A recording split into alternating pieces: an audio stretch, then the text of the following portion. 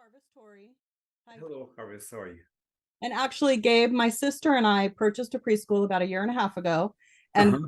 with your wonderful help, Gabe helped us get our business plan going and a lot of the setup before we purchased. So we've been in business for about a year and a half in a Atascadero Children's Center, but we just still want to learn and make sure that we're staying on top of things. So we were really excited to see this training.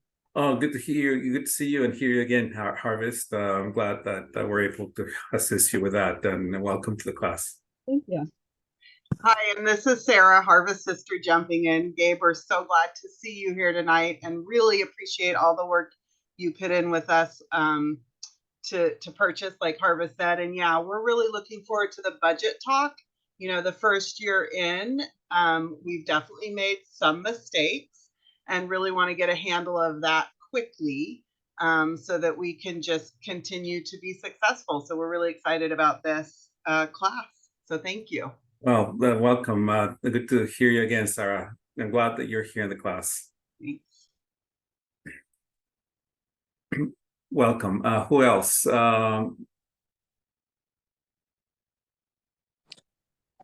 Hello, my name is Mindy Rains. I currently run a large in-home childcare, and I'm hoping to expand to a preschool here eventually. When you said large, how many people? How many children? I'm licensed for 14 at a time. Oh, okay. Okay. Good. Nice, Mindy. Thank you. Welcome. Hi, my name is Perla Lopez. I run a daycare, and I also have a business of hot shot. I would like to learn in this class two things that are right now very important for me, which is managing the paperwork for both business, and the other one is also how to do a lot of the paperwork and budgeting. Okay, welcome, Perla. Thank you. Hi, my name is Guadalupe, and I am really interested in retirement topics and taxes because even though I already took a class with you, I am still confused and made some mistakes, or just simply have gone to the wrong person. So I want to go ahead and learn more about that. Okay, well, thank you. Thank you for letting us know.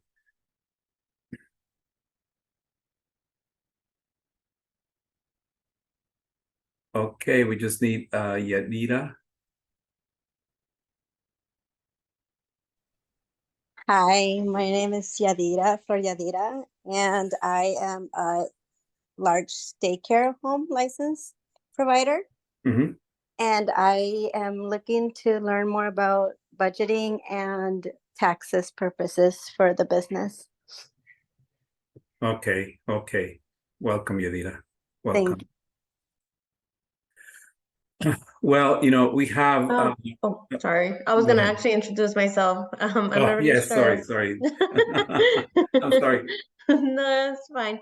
So my name is Daniela, and I'm actually with CAPSLO at CCRC in San Luis Obispo, and we are the ones who work with childcare providers. So if you guys need any help, you can always contact us. I'm gonna add my number and email on the chat right now, so that way if you guys have specific questions about licensing or about just in general for our CCRC program, you guys can contact me. I'm here to support Gabe tonight. And I believe in 2 weeks, Athena, we're gonna have another my coworker join you guys. So just because we want you guys to get to know us a little bit and feel comfortable to contact us. Okay. Okay, thank you, Daniela. Thank you. Well, I can see that we have a variety of businesses. We have small daycares. We have the large license, 14 people, and we have a large school. that has much more elements that just a small school. So this class or these topics are going to be short because it's an hour and a half, but I mean, we can talk about offline to those that are in more need for specific topics in case I don't cover a lot of the things that you're expecting to learn, because some of them may be either too not applicable for small businesses or may not be applicable for large businesses. So just want to make sure that if you still have questions, we can talk offline. You can say, you know, my email. I can put my email I'm going to put my email in the chat. You can email me or you can call me. If you call me, please make sure to send a text because sometimes I'm busy. Like, for example, right now I'm having class. If my phone rings, I don't answer. But my email is gabe.quiros.r@gmail. And my phone number is 805-570-4171. And I know that I have worked with you and with some of you in many different projects within your business.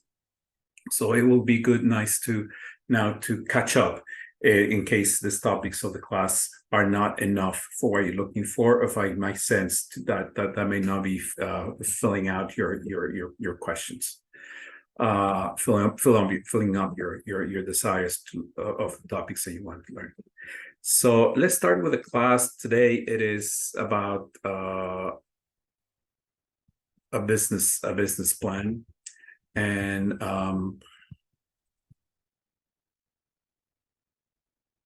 this is an old presentation. I just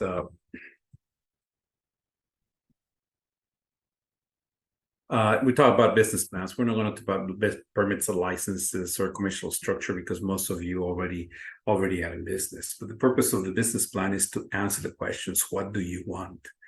When we're in business, yes, we already have the business and we're running the business. We're catching up with expenses. We're catching up with taking care of the kids, taking care of the customers, even taking care of our family, or because as business owners, we're distracted with so many things.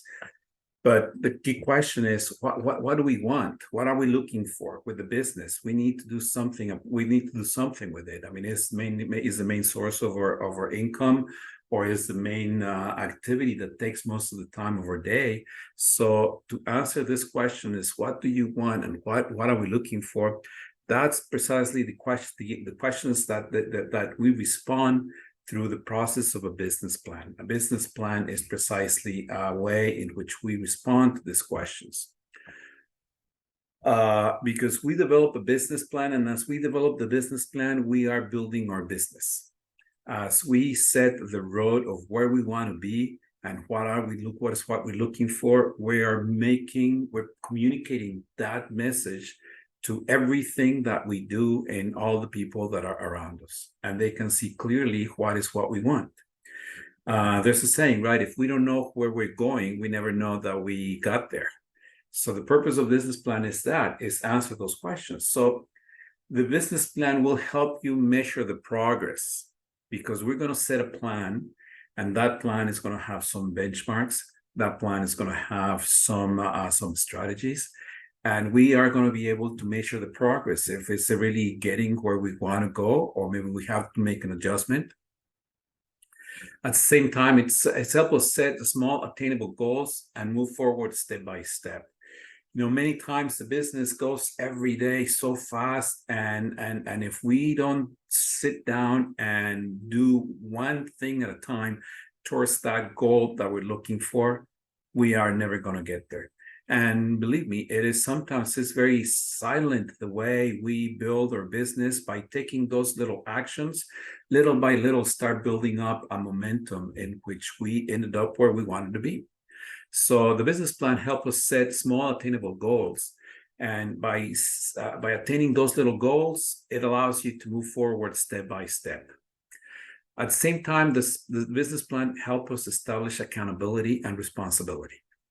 My experience in other businesses is that many times when there's no business plan, people just come and go and make the day, and the day goes by, and they get busy with what they're doing, and they may be accurate in information, or maybe are doing what they do, and maybe the company goes well and everybody thinks is fine.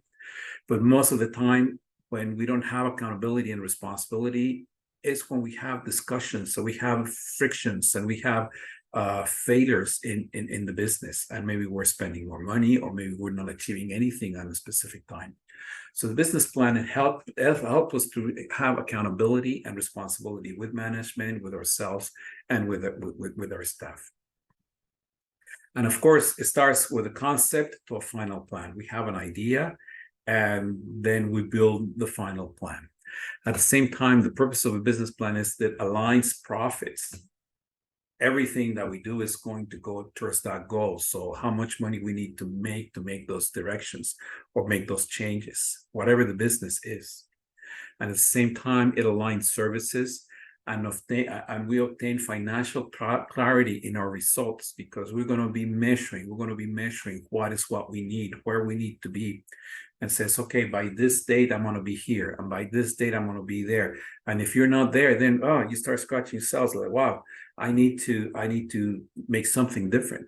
And with your creativity, with the components of your business, you can make the decisions that are going to take you where you want to be. And that's precisely the last section of the business plan. The business plan helps you to take action. It will help you to take action, because you may not want to be where you are.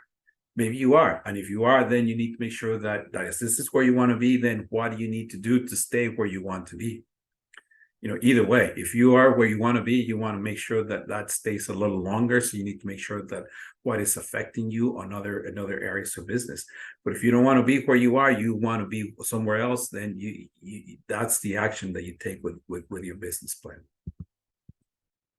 So in a sense, we can dream big, but at the same time, we need to set goals, because it doesn't matter if we just dream big, because if we don't have goals, we don't have, we're not going to go anywhere. But the most important thing is we need to take action.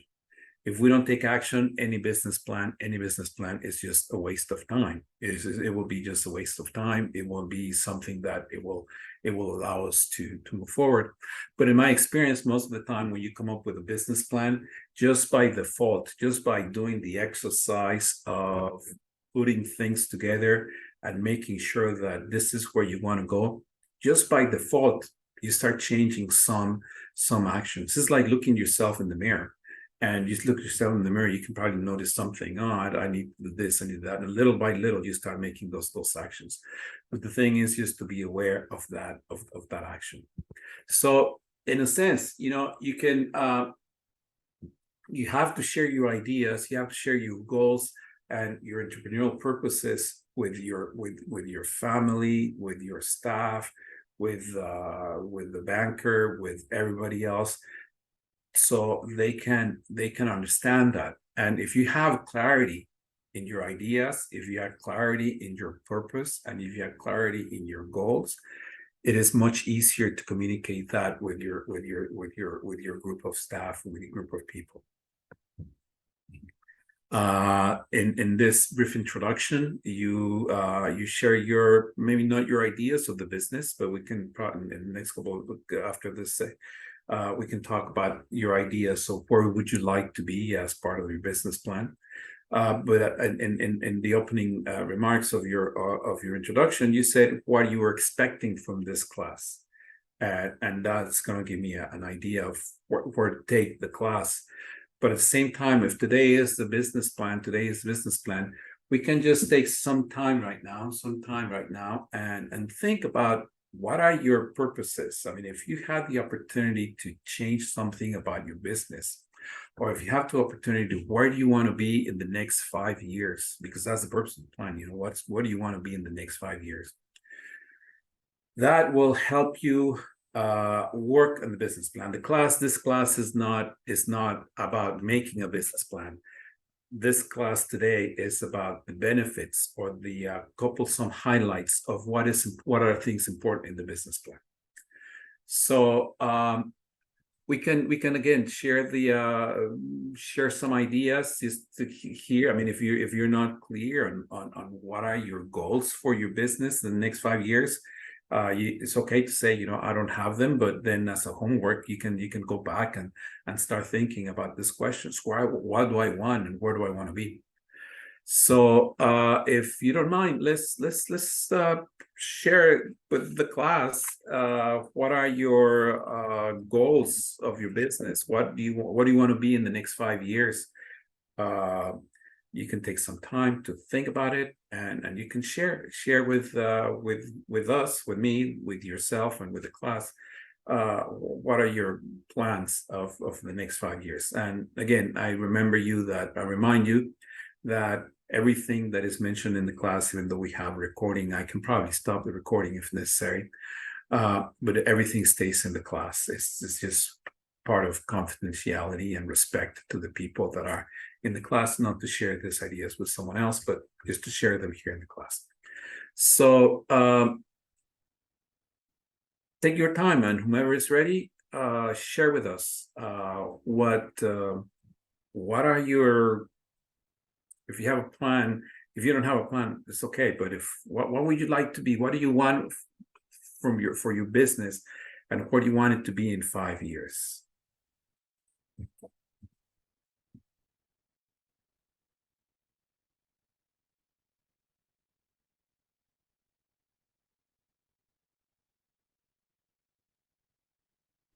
Okay, I go first. Okay, Perla, go ahead. So for me right now, I really want to focus on having the two of my business running. So my goal from here in 5 years is try to be able to manage both of my business and try to have my daycare set as my main physical work, but try to also expand my hotshot in a way that I can be working at my daycare, but try to expand my other business.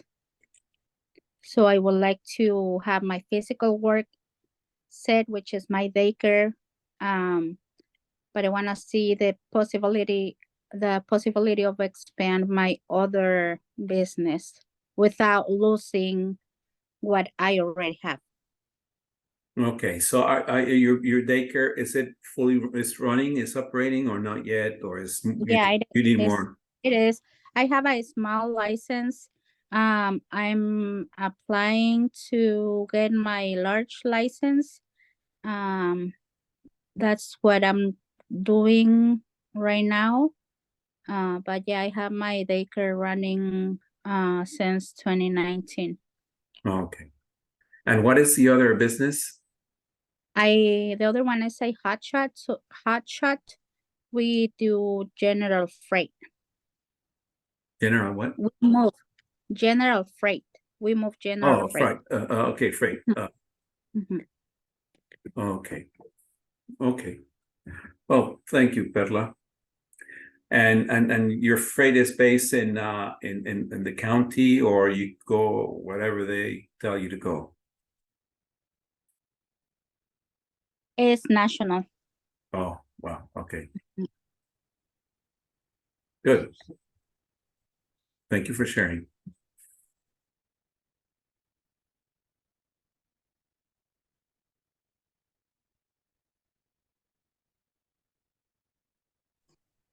Hello.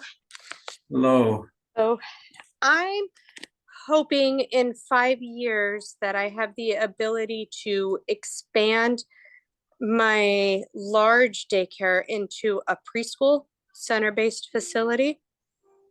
Uh-huh. I'm hoping it all goes well. It's a lot of work, but I'm trying. Yes, yes. Good, good. Okay. That's a good challenge. It's a good plan. Thank you. And that's the purpose of the plan. We're going to see some components on what is. We're not going to make the business plan, but we try to keep today at least some highlights. Good. Thank you. Thank you, Mindy. So I think the first thing that comes to mind for me is that we would like to be offering benefits to our staff that we can't currently offer. and a living wage would be ideal, which is really Yes, hard in childcare. yes, and it is a challenge here in this community, in the county. Yeah, yeah. Huh. Good, good. Thank you, Sarah. So I like to continue with my education. I have a year with my small daycare and I was planning on expanding, but right now it's not my plan since I do want to continue with my education. I've been seeing also about opening up a center. It is a lot. So that's either my plan, continue my education, um, but right now, or just expanding to the large daycare. My husband has his own business. He's going into concrete and his license. So we still don't know what we want, but for sure continuing my education and staying in this business because being a provider, I love it. It's a really nice job. Good, good. What kind of business your husband has? He actually is getting his license for general construction. Okay. Okay. Good. Good. Thank you, Guadalupe, for sharing.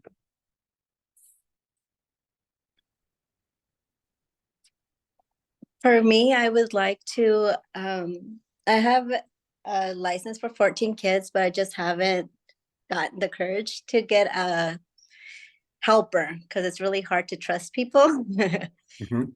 So my goal is maybe for the next year or two to see if I can extend to 14 and have somebody come help me with my daycare. Okay. Okay. Good. Well, thank you for thank you for sharing. If I miss anyone, just feel free to interrupt me. I'm assuming that Harvest and Sarah are about the same topic, so but Harvest, if you want to say something, it's fine. If not, I will proceed. Thanks, Gabe. She said pretty much, we want to make sure we're keeping the business really healthy and strong so that we can take care of our employees and continue to serve the community. Yes, yes, nice. Perfect, nice. Well, I can see as we went throughout the room and hear some of the ideas and where we are. Some of them are very all of them. In order to achieve them, we need like a plan. We never go out today to say, oh, I'm going to go, even if when we say, I'm going to go to the grocery store, we have a plan, but sometimes it's already embedded in our brain that to go to the grocery store, we need to get the car, and to get the car, we need to get the car keys, and to get the car keys, I need to have some shoes, and to get the shoes, I probably need to get out of bed. So everything has a plan. And even when we get in the car, we're already driving, we say, well, we need to take this street and then that street, and then turn to the right, to the left, and then park the car, etc. There's a process when we do the actions. So either for leaving the business behind or opening the business, or maybe expand our options in life by going back to school, or probably expanding other business, or how to give some benefits to some employees, or take the risk to work with employees. That's the nature of the business plan. Precisely, that's the nature of the business plan, and see what are the components. So let me just go back to my presentation and walk you through more graphics. So one of the business plans is going to allow us to see when we get to the first goal, right? The first goal, okay, I need to know, because sometimes we may not know. For example, I'm going to talk about the person that wants to hire a new helper, right? There are some things that I need to know about labor law, or there may be something that I need to know about how to interview an employee. And maybe there's other things that I need to know. How much money do I need to make to pay this person? So as we go through the plan of making all those decisions, we can see that we set some goals, and the goal is to get the person. But before we get the person, we need to know about business law, about employee law, right? So employment law. So, okay, you need to learn about employment law. Then I need to know how much money do I need to have to pay for this person. Then you go into the second goal. And as you're building your business plan precisely, you start reaching different goals. So you have a milestone. You can build a milestone to reach your goals. And many times the sponsors, maybe sometimes you need a loan, maybe sometimes you're going to need, maybe your employees are part of your sponsors, or people are looking for results. So when you see that you achieve these goals, people get excited and motivated about what you're doing. And many times, there's in many ways, not necessarily, but in many ways, when people feel comfortable when a company is having success on the little things and the little goals that they achieve, it is another way of gratification. It's gratification and accountability of the actions, because when you reach a goal, there's gratification, and then you need to the next goal. And at the same time, there's accountability of the actions, because you acknowledge the person that has helped you achieve whatever you achieved. It could be your husband, it could be your kid, it could be your family, it could be your business, it could be your partner, it could be anything. You give that gratification every time you reach a goal. Internally, there's some natural satisfaction, some natural gratification, like, wow, I did this. And reinforce positive actions. And at the same time, you can monitor your progress. You can see, okay, I achieved one, but then I need to achieve goal 2. And if you don't achieve goal 2, it's okay. Maybe it was not important, but as you go through the road of your business plan, you achieve some goals. So in overall, the structure of business plan is, well, okay, what is a business plan? The business plan has a structure. It's like a book. It's not like it's just like an essay. It's like a book that you write. It's like a notebook. It's like a story that you're going to write, about your business. And it has some components, some structure that is important. The first one is, the presentation of executive summary. It is just a little paragraph. It's no more than a paragraph of what your business is all about. But then you need to know who you are, the description of your business. You need to describe your business, the nature of your business. What do you do? Where are you? How many years do you have an experience? Who is your staff? You talk about the description of your business. The next one is you talk about the services and the products that you offer. So first you talk about who you are, where you are, and then you talk about what you offer and what is the purpose of your business. But then the main core part of your business plan is going to be your marketing plan. It's pretty much the strategy of, okay, so now I know where I am and I know what I do. So now what? I need to go to point B. And in order to get to point B, I need to do something. I need to reach a goal. How do I do that? And this sometimes what's called the marketing plan. The marketing plan basically is to have the specific goal. What do you want to be in 5 years? But then you have to make an analysis of your strengths, your weaknesses, your opportunities and threats. This is what we call the SWOT analysis. To see what are your strengths in your business, what are your opportunities, what are your threats, what are your weaknesses, in order to move forward. Because we don't have everything. As a business owners, as persons, we don't have everything. We don't have all the tools. We don't have all the knowledge. We don't have all the resources. We don't have, precisely because we're limited to the business that we do, and we're limited to the place where we work, and we're limited to the place where the business is. But in that limitation, there's some opportunities and there's some threats and there's some opportunities, some weaknesses. We have some strengths. So we need to make sure what is what we have. And then you do your marketing, because you're going to need to do something in order to continue get the business that you need. You're going to need who's going to do those activities, and then you're going to measure those activities. You're going to measure what you're going to do, because you're going to say, okay, for example, in case of paralysis, I want to expand my freight business. Okay, so how do you want to expand it? To expand it, you need to get more business, or you need to get more business. In any of this, in all the plans that we have, we need to get more business, right? More money or more resources to pay for staff, more resources to hire a person, more resources to expand from 14 kids to a big school. So how do you going to get those resources? And that's where the marketing plan is. You need to reach out to other consumers. You need to reach out to other people so they can know about you, and they can give you, you can do the exchange of services in order to get your business. So then you're going to need some action, some activities, and you're going to need to make an assessment. Did they work? Did they not work? Why did they not work? We tried, we didn't try, that's it. And then at the end of the business plan, then you describe who runs your business. It's just like an appendix of who runs your business.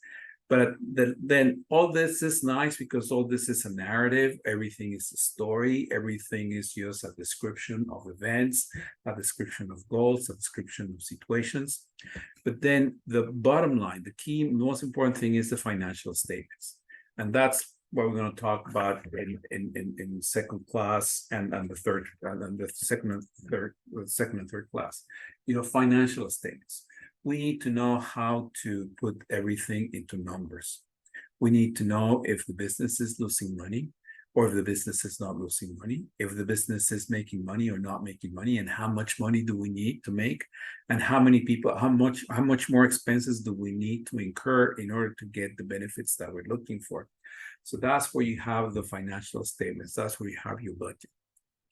And at the end of the business plan, you just have appendixes. You have appendix. You can put pictures, you can put images, you can put articles, you can put your website, you can put other things, other visuals. So basically the business plan, has three components. One is a very narrative, something in writing. Then we have something numeric, which is the financial statements, and at the end are the visuals. For example, we'll talk more about the business plan in itself. But those are the three components. Even though this is the menu, this is the index of the business plan. The first section, which is most elaborate, is just to know. It's just a narrative. It's in writing. Some businesses take, 5 pages, or it takes 13 pages, or it takes you 1 page, depending on how deep you want to go. The financial statements, of course, that's the key. That's what the bank will see. That's what the business owner should see. That's what it tells you how fast and how much energy you have to achieve what you want. And the visuals is just an idea of, okay, so this is the playground, this is the kitchen, or this is my tractor or my trailer that used to carry the loads, or this is going to be my logo, this is my image, this is my logo of my business. The visuals are the appendixes. That's not the most important. Probably the most important thing is your financial statements and how you make the narrative. That's the business plan. Now, as I said, in the business plan is we need to know where we are, and we need to set our goals for 5 years. And sometimes, the 5 years is where we want to be. And as I said, you don't know where you want to be if you don't know. You never know if you reach your goal if you never know what it was. So they call it, the wannabe could be big, high, audacious, and aggressive goals. They call the BHAG. So you can dream, you can dream big. I want to make $10 million, or I want to expand, my school in that lot, or I want to reach, by instead of having a fleet of one car, may have a fleet of 3 cars to help me send freight to different places. You can dream big, right? So according to the business plan, you're going to be ending up somewhere where you want to be, or maybe you're not going to be here, maybe you're going to be here. So you're going to end somewhere. But you start with your business plan, you make your business plan the first year, and you review it. You finish your goal plan, you finish your road, and then your map. And if it doesn't work, you revisit it and you readjust it, and you come again with the revision of your business plan throughout the years. And your business plan becomes a living document. It becomes a living document because as you move forward, then you realize, wow, I need to make this change, or I may not need to make this change. I mean, it's nothing that you revise every single month or every single year, but it is a plan. It is precisely, it's a business plan that you give it has some life in it. You modify it, you make it better every time, and then it will help you get to where you want to be. It could be maybe you ended up here, or maybe you ended up somewhere else, but it is a process. It is a process of a business plan. So as I said, the business plan, the most important is who we are and where we are now. That is probably one of the most important parts, to know who we are, where we are. And this is where you can tell your experience, and you need to make yourself look big and see, not necessarily it's just a lot of creativity, and it's just making sure that we are accounting for all the background that we have. All of you are where you are with a lot of background. Maybe you got licenses. Maybe you speak a different language. Maybe you grew up in an environment where you learn from seeing how to take care of kids, or maybe you were the mother of 5 kids. Or maybe you have been in business for 4 years. Before those businesses, in 4 years, you work as a daycare provider. So the purpose is just to try to find as much information as you can to make sure that that where you are the right person for that job. And where you are, of course, it is in your description of the business and of your SWOT analysis are the key components. We're going to talk about the SWOT analysis today. The strategic mission is basically, what do you want to be in 5 years? That's where you say, and in 5 years, it's going to be one statement. In 5 years, I want to be here. That's where I want to be. And then how we do what we're going to do is with your action plan, your evaluation, and your operations. And then I said, as the financial statements is the black and white. All this in the back that tells us who we are and what we do, it's going to mean nothing if we don't have the black and white, because the black and white is the one that's going to tell us, wow, I need to sell 3 times what I'm selling, or I need to do 4 times. Oh, I never thought it's going to cost me this much. So the financial statements is important. And then, as I said, the appendixes is just color, it's just visuals, it's your imagery. Okay. So I'm just going to talk about 3 things, three important things today about the business plan, and then next week we're going to talk about the financial part of it. But just a little bit of foundation of what we do, who we are, description of our product and services, the benefit, and the product. We need to understand that is important in the business. Is just the foundation. So what is what we do? Who are we? Description of the products and services is important. So to me, it's important to make sure that as a business owner, you understand the difference between product and benefit, because that is going to make the difference on how you market your business and how you present your business. And then you realize that, wow, that's what I'm selling. That's what I'm doing that's what I'm doing. So to me, it's really important because it will help you in your marketing. It will help you in your marketing, and it will help you talk to the person directly from person to person, and you're going to step beyond the sales transaction. You're going to stop. You're going to start talking more the dialogue person to person with the consumer when you understand the benefit. It's not easy. It's not easy, but I'm going to try to set some examples. So, for example, in this case, I don't know anyone, and no one who goes and buys a hammer to precisely just buy a hammer. The hammer is a product. That's a product. But what are we buying the hammer for? The hammer has a benefit. And that's the reason why people are buying hammers. They don't just go buy hammers just because they want to buy hammers. It's just the benefit. And what is the benefit? Probably to break something, probably to join something, probably to remove or penetrate something that I cannot do with my bare hands or with something else. And that's what I'm buying. I'm buying that product that's going to help me to break something. That product that's going to help me to penetrate something. That product's going to help me not to hurt my hands in order to do something. That's the benefit. So if I can be saying, look, this is the hammer and the head is made out of silver, or the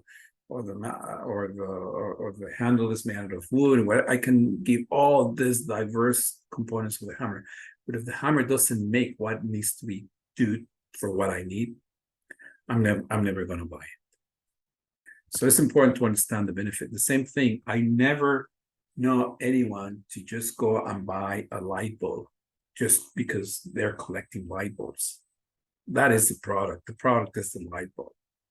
But what is the benefit? The benefit is because I want to enlighten something. I want to put light. I want to put light in an area that I don't see well. So when you are talking on the benefit with your customer, you're going to be able to understand your business better, and at the same time enhance the marketing of your business. If I'm selling light bulbs, I'm storing the light bulb, and I understand that people are not going to buy the light bulbs, because I can put the best light bulb and say, oh, look, this is incandescent, this is fluorescent, and this is this light and that light, whatever. But if I understand that this person wants to light something, all my conversation should start, what do you need it for? Where do you want to bring light for? What is what you don't see? And then the person is going to tell me, well, I go into the garage and I cannot find something in in the cabinets. Or I have this room that is always with trees and I don't have enough light during the day. Or I need to have some light for my for my kid's room and all this. So then you can understand what the person is looking for, and the dialogue is different than if you just want to push for a specific light bulb. Same with a car. No one I know people buy cars because they like cars, right?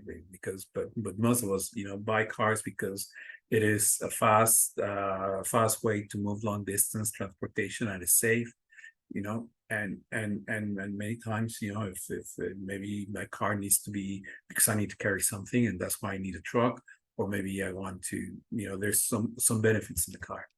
The same thing with food, Mexican food, Italian food, whatever food is. We go to have food because there's either a memory of an ancestry, a memory of a trip, an option of flavor. But I'm not buying just a taco to eat a taco, or just eating pizza because I want to eat pizza. I mean, many times, yes, you can eat just pizza or pizza, but there's benefit that people are looking for. the same thing, with cleaning, cleaning businesses, cleaning businesses. They just don't clean. The benefit that people get when they hire someone to clean their house goes beyond the seeing the clean house. It gives pride, it gives balance, it gives that, and that's that feeling of seeing a clean house. That's really the benefit. It's not just to clean house, because some other people may just want to make, there's some people, they don't like the house clean, or maybe they just don't want I mean, they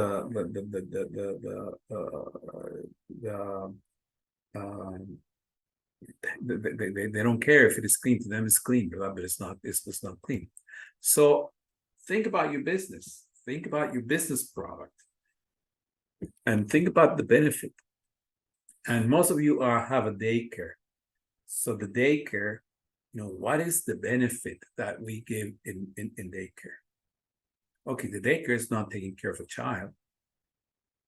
That's a product. Taking care of a child, that's a product. I guess it's like, we can put it in a box and it's just fine. The kids in the box, or the kids in a little corral, and that's fine.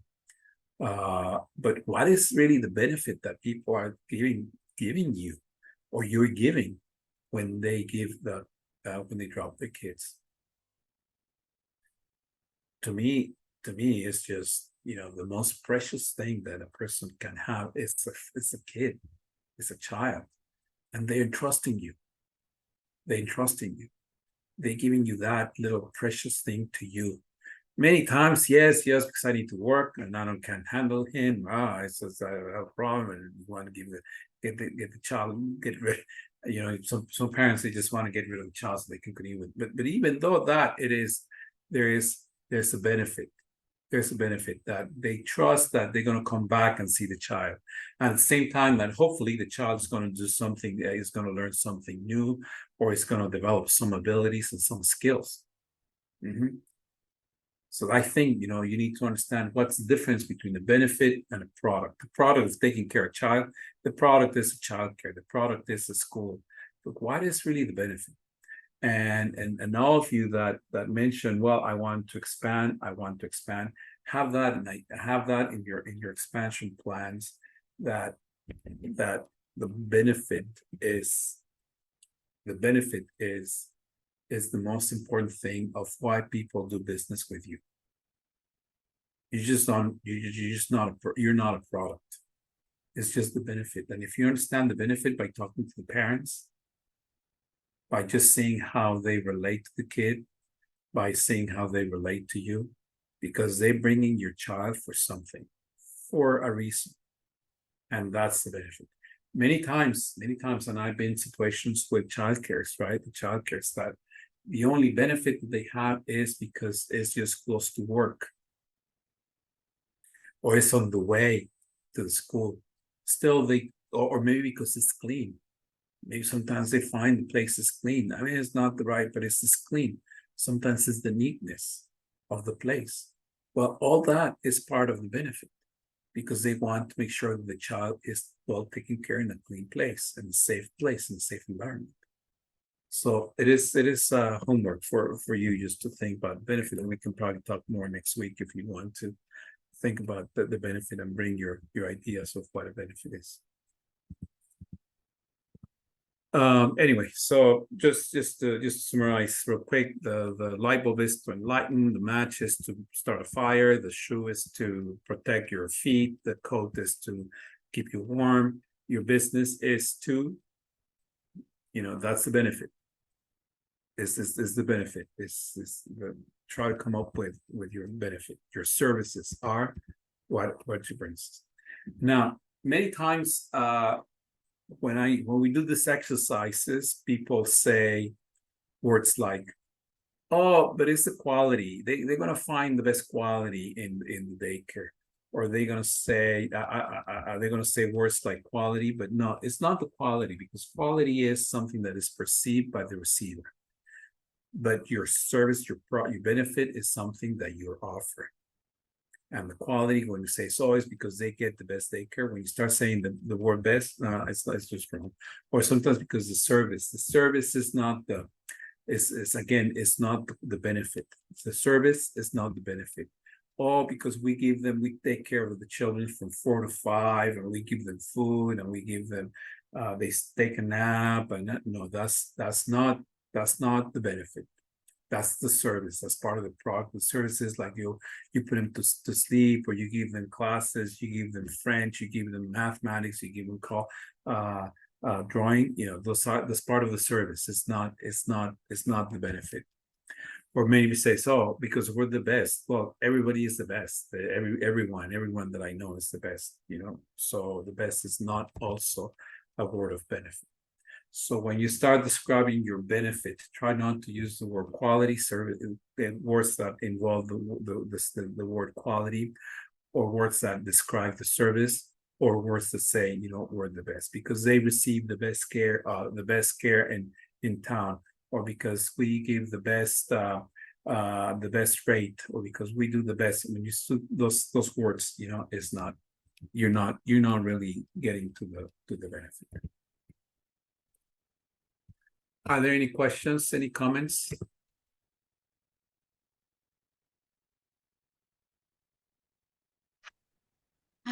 What other word we can substitute for better, for best? Good exercise. Yes, there's no substitution. You just have to don't think about best. The benefit doesn't have qualities of best or better. The benefit is something that why the parents give you their kids.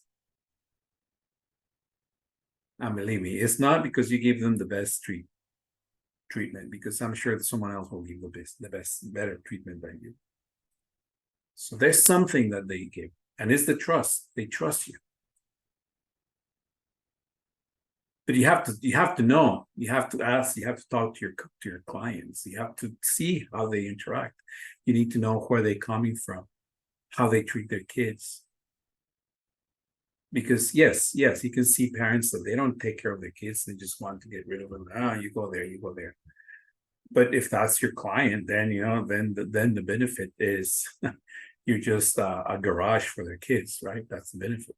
If the majority of the parents are like that, which I don't think. The majority of the parents, when they say bye to the kids, they kiss them and they give them the treat, and they probably come back and they call you, because the benefit is you're giving that piece, that the most valuable thing in their life is going to be well taken. It's going to be well taken care of. I think that's the benefit. But in a childcare, when I want to take my kid to the childcare, I want to make sure that it is well taken care of.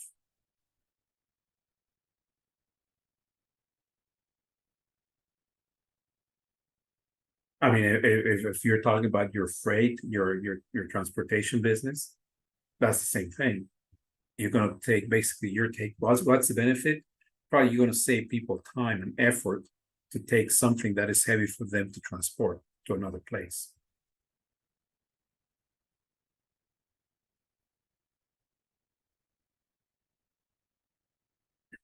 Anyway, any other comments, any other questions?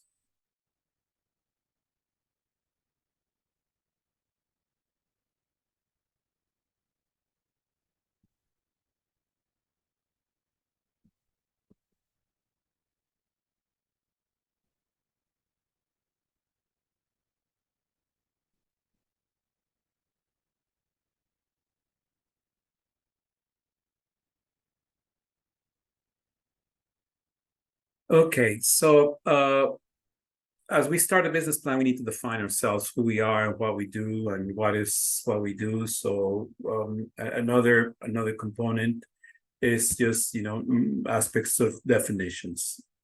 Who are we?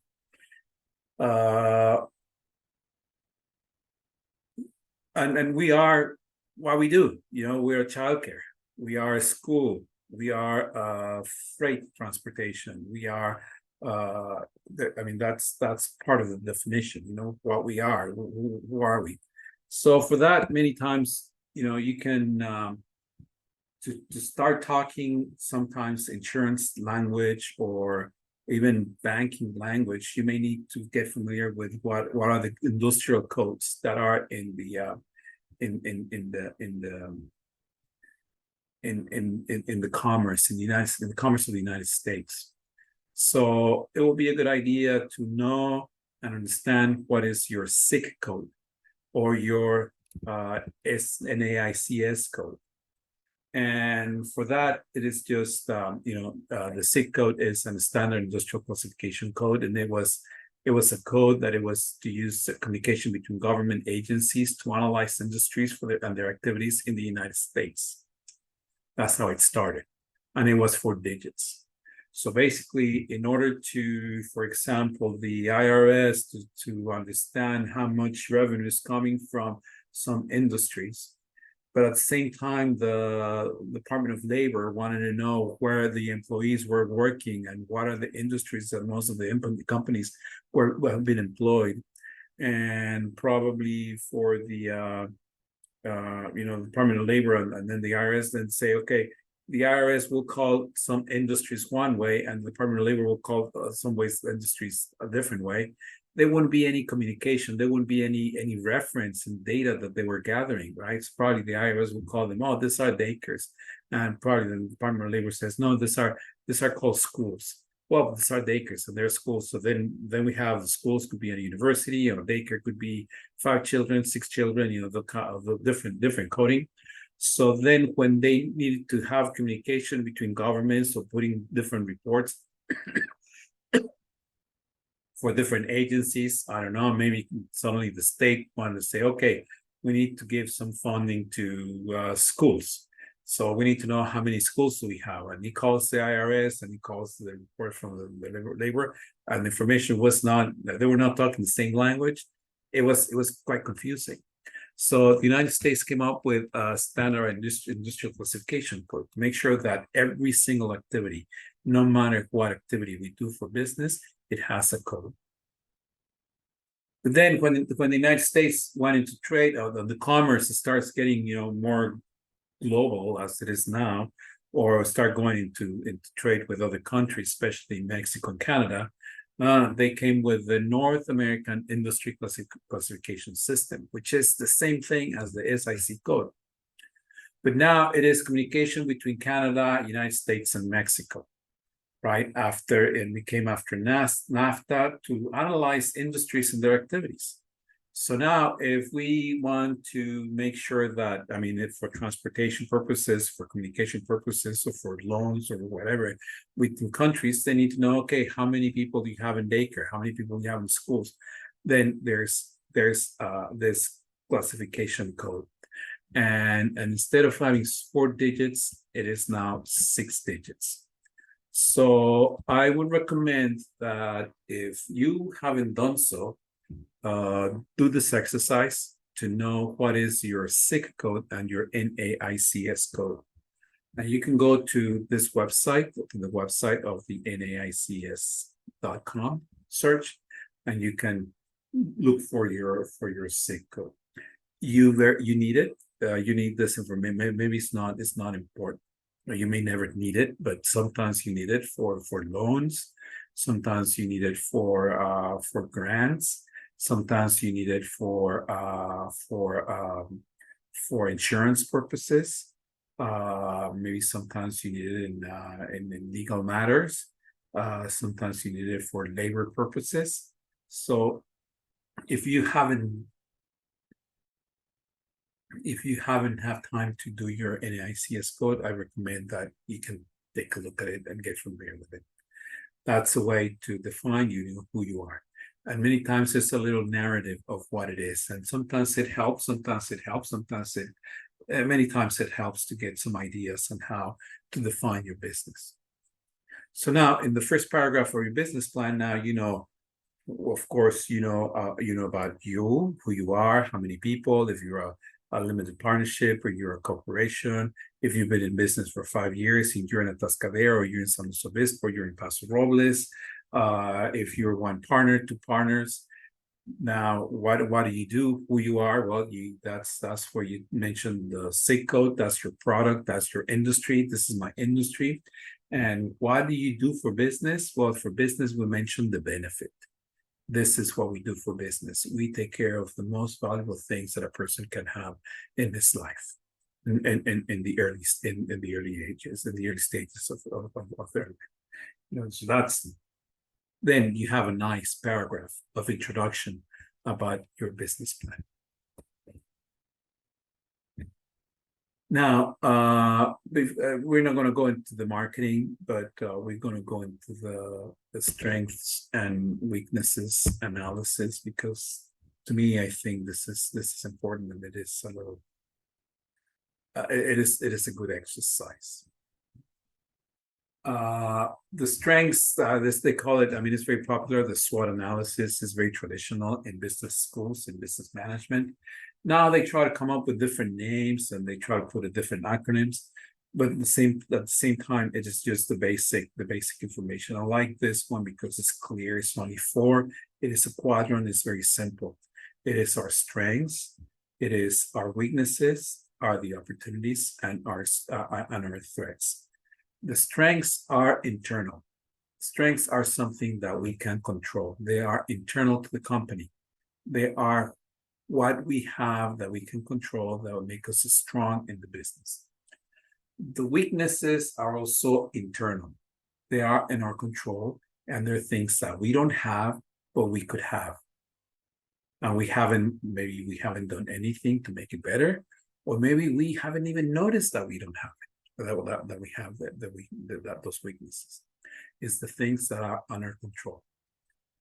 The opportunities are something that is beyond our control, and that we are pretty much where we need to be at the place where we needed to be. For example, opportunities. We are in Paso Robles. Well, Paso Robles, the opportunity is that it is probably the fastest growing city in the county, right? Besides Arroyo Grande. Or it's the wine industry. It's becoming a wine industry hub. So what does that mean? This means a lot of tourism. Or that we are in, I don't know,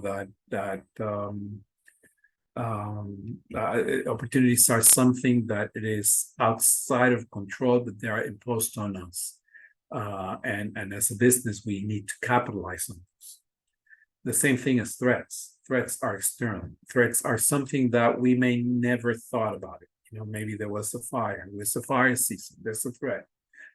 There's the cost of the economy, the cost of interest, the interest that is increasing. The threats are something that are external, but we need to be aware of. And believe me, I've seen so many businesses that, because they don't have a good SWOT analysis, especially on opportunities and threats, 4 years later or 2 years later, they lose their business because they did not make a very thorough SWOT analysis. So to make it simple, this is like a little quadrant. There's something that will allow us to grow your business. Anything that will allow you to grow your business, it could be a strength or it could be an opportunity. Because everything is going to allow us to grow your business. But there's always something that is going to make us lose our business. There's always something that if we don't pay attention, if we're not attentive to it, it's going to make us lose our business. And that's what we need to think about it. That's the purpose of this exercise. What is what we have that is going to help us grow our business? And what is what we have that is going to make us lose our business? We may lose the business. Now, there are some internals that I have control of. I can make the difference. I can change it. I can modify it. As a company, we can make the decision. We can change it. I have the resources, or maybe I don't have the resources, but I can change it. It's in my control. So they're going to be internal, and they're going to be internal that are going to allow me to grow my business, and they're going to be internal that are going to make me lose my business. And that's the strength is internal. It's going to allow me to grow your business, and external is going to be an opportunity, because the opportunity, I don't have much control of it. The opportunity is something that it is out there, but I need to look for it. And we didn't as a business, we didn't do much of it. But we need to be attentive for that. And that's why we need to look outside the window, outside our business, and we look at the industry. We have to look at the city planning. We have to look at the county planning. We have to see a trends in school. We have to see other things that we have to see just to find opportunities. And the same thing, internal are my weaknesses, and external are my threats. So, for example, my strengths, most of my, I don't know, my strengths is that my house has air conditioning and has heating and has carpet, and it is in city limits, so I have constant water. Well, that's an opportunity, because I didn't put the city, I don't make the city do things. But internal is that I have carpet, that I am most of the time attentive to my kids, that I'm a chef, that I have a license to cook, or that I have a permit to cook, or that I'm a dietitian, or I'm a nutritionist. I study nutrition, and I know what to feed the kids. Those are the things that are on my control, that I know I'm bilingual. I know I'm good in accounting, or I'm good in marketing. I'm good in the strengths.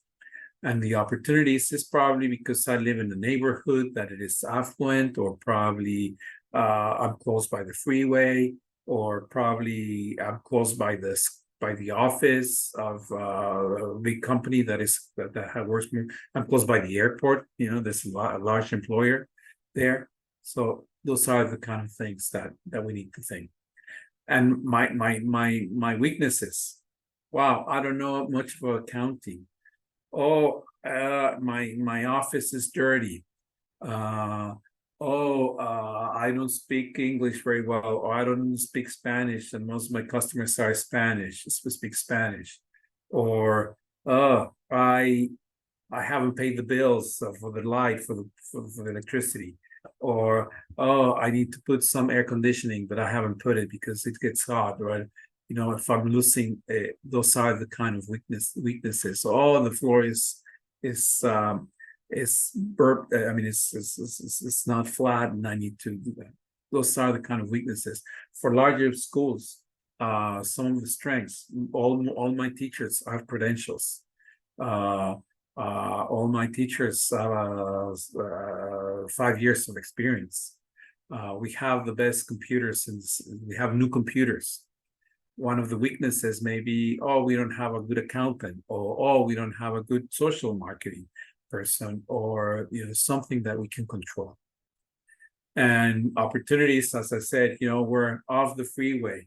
We are close to a big employer. The threats could be, our interest, we have a big loan and the interest is getting bigger. Or maybe probably the big company, that is we're helping, goes on strike, or simply just go out of business. Then there goes my business. Then we have the case of a restaurant. It was fine. It was doing fine, and it was probably not struggling, but it was making some money. And suddenly they saw that the business was getting better and better and better and better, and they did it for a year. The business was getting better, but they felt that, business is good, and they never occurred to see the threat or the opportunity that was happening. And they did not know, or maybe they knew, but they did not know how to capitalize on it. They did not know that most of the new business was coming because they were building two resorts not far from where the business was. I mean, they knew that they were building, and they knew that most of these people were coming for that. But what happened when those businesses were finished and all these construction people stopped going to the business? While they were having a good time with all the business coming in, they didn't prepare to go back to the standards where they were before. And they were expanded, and when these people left, the business wasn't able to keep up with the losses because they expanded so fast that they ended up losing their business in less than a year. If they would have seen that this was a threat, I mean, yes, in a sense it was an opportunity, but they suddenly converted it into a threat, they could have done something different. Another case, I have a business, I run into a business that they were having the place where they had the business for 15 years in the business. They were happy, they were fine, they were fine. And it never occurred to them to have a closer relationship with the landlord, or even to know what the plans of the landlord were. And they did not know. And the landlord, obviously, they did this. The landlord sold the building, and they have to vacate the place in 3 months. As simple as that. That was a threat. That was a threat that, yes, you have to think about those things too. And they didn't see it. There's an exercise that I used to do with the management team when I was running television stations and radio stations, that I always ask, what is the worst case scenario? And in our meetings, we just have open ideas, the worst case scenario. And everyone could come up with the worst case scenario. And we had to think, how do we resolve that worst case scenario? And then we list them all.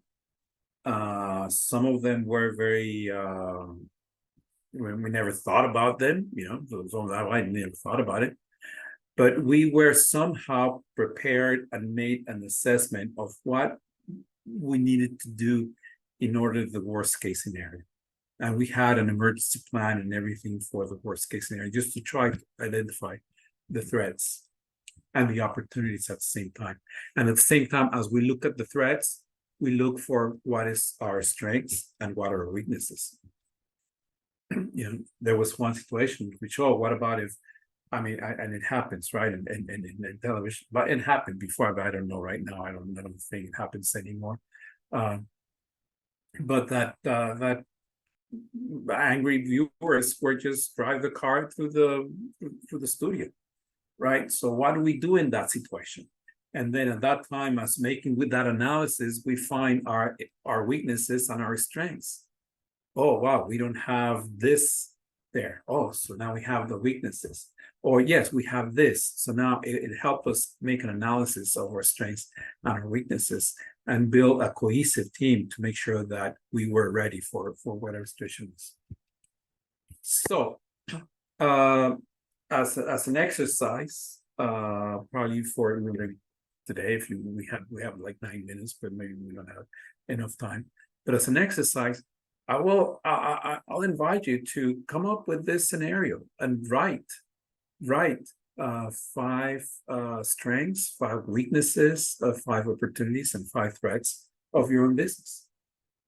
This is an exercise, and it will help you go through all the components of your business. Think of your staff, think of your house, think of the geography, think of the place, the classroom, the number of students, the cost of living. Think of everything that you have. And then it will automatically, you're going to see what is what you need, what is what you don't need, If you have weaknesses that it will help you, close your business. Because wow, if I have this threat and I don't have this to overcome this threat, I'm out of business. Or maybe, oh wow, I have this opportunity. Oh wow, and I didn't know that. I have 3 teachers that speak Italian or speak French. Oh, maybe we can do something with the French embassy, whatever. I don't know. So think about the strengths and weaknesses and make sure to try to write 5. Try to write 5. Don't settle on the first one. And make sure to understand that if it is within you to make the difference, it is internal, it is a strength or a weakness. But if it is not in you to make a difference, I cannot control the closure of the freeway. I cannot control the cost of interest. I cannot control, there's another pandemic. I cannot control another. I don't know. There are things that you cannot control. Try to find those in there. Remember, one on internal and one external. So with this, I would finish the presentation. Of course, the next week we're going to go about budgeting, which is the solid part of the business plan. We need to make sure that we understand accounting. We need to know our expenses. We need to do it on make sure that we have what we need with the numbers. So we have about 5 minutes. Are there any questions, any comments? Again, the class is not about a business plan. It's just the importance of having a business plan, and we just talk about the main three components of the business plan. Next week we're going to talk more about that, about the budgeting. But do you have any comments, any questions?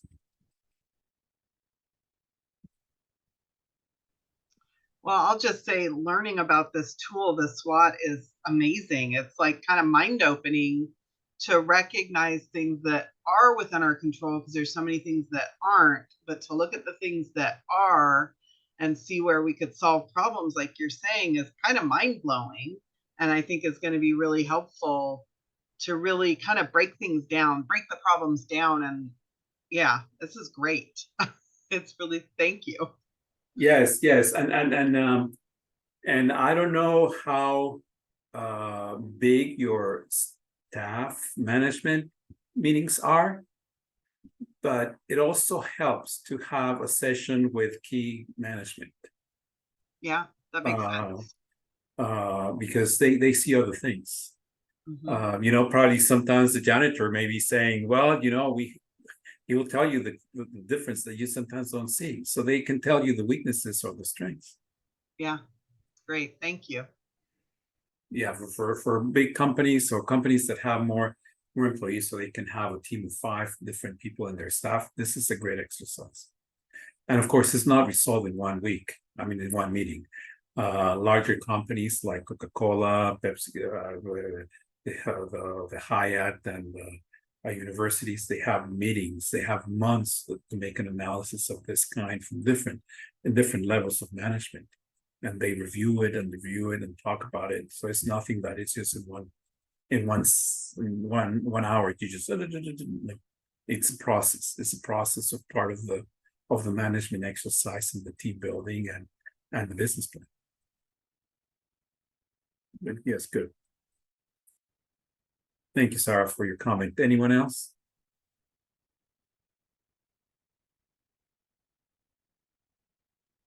Me, Gabe. Yes. So that you're talking about the weaknesses and the strengths, I never really thought about if it's something that you cannot control. I'm just thinking if it's something that you cannot control, to really just keep doing your best, but try to focus on the positive things. And I never really thought about that. Like, okay, if it's something that I can control, but I'm doing my best, then just work your way around it. But since I talk about myself. I feel like every day I'm working, and then just, just try to keep going. And then if something happens and it's not too nice, then I just wanna fix it. But now I get it, like, okay, if you're doing your best and it's not something that you can fix, just work your way around it. And it's something that I just got right now.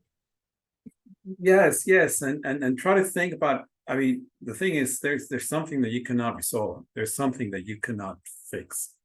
Let's say, for example, right now, I just came to my idea. We lose power for 8 hours. What would you do? Are you prepared for that? Can you have a backup plan to communicate with the parents? Or you lose water. The pipe breaks, and then you have to call the plumber. Yes, got the plumber, but the plumber takes a day. Or a tree falls, and there are all those things. Yes, you have to work your way around, but then as you work your way around, the purpose is not to well, we'll figure it out. No, the purpose is, well, do I have what I need within my skills or within my staff to resolve them? And if you have them, that's a strength. If you don't have them, that's a weakness. And then the question is, what are you going to do not to have that weakness? Because if you have that weakness, it can cost you your business. It can cost you your business if there's something that it was unexpected, but that you thought about it and you didn't do nothing. That's a weakness.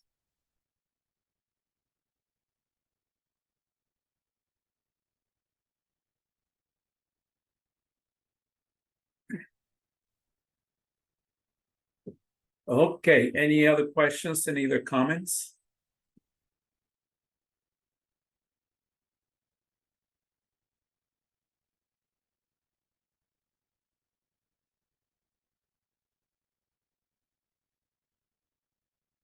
Daniela? Oh, excuse me. No, everything was great. Yeah, no, I'm still trying to process all the information because it was a lot of really good information, and I'm also learning. Even though I don't have my business, but it's really good to know all of this information. So in case the provider calls, I have a little bit more knowledge of how to guide them. So this is great. Thank you, Gabe. Mm-hmm. Even for CAPSLO, you can say, okay, what do we have, what we don't have, what are the weaknesses? So, Mm-hmm. yes, it's for everything. Mm-hmm. Okay, well, it's a pleasure for me to share my expertise and my knowledge with you all. And feel free to communicate with me. If through the class we don't cover most of the things that you want to learn, just feel free to text me or call me.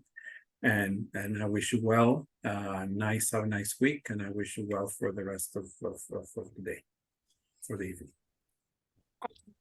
Thank you, guys. Thank Okay. you. Thank you. See you next week. Have a nice night. Good night.